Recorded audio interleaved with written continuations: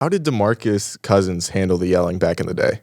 Because he just seems like such a type that is down for the cause. If we're going to argue a little bit, he was absolutely no issues. Yeah. The only thing he had to test. My favorite. He had to test how far he could go. So the first day, and I tell this story, he gets mad, but it's a true story.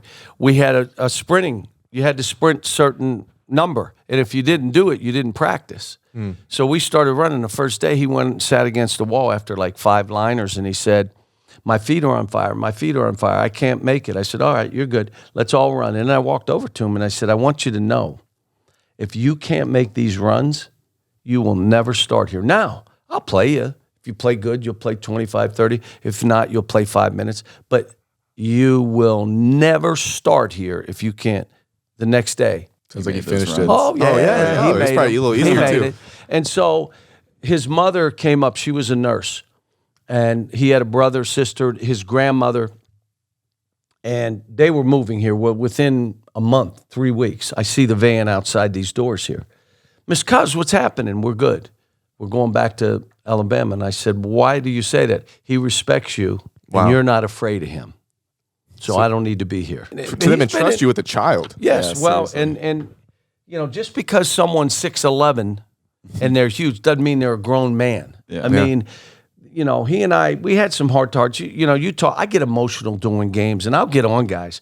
But you sit down here, and you know, he knew what was expected and what I needed him to do. There were times, you know, he was in here with his head down. But it was, you know, I can remember John Wall coming into the office, walks in down at Rupp and says, Coach, I love you.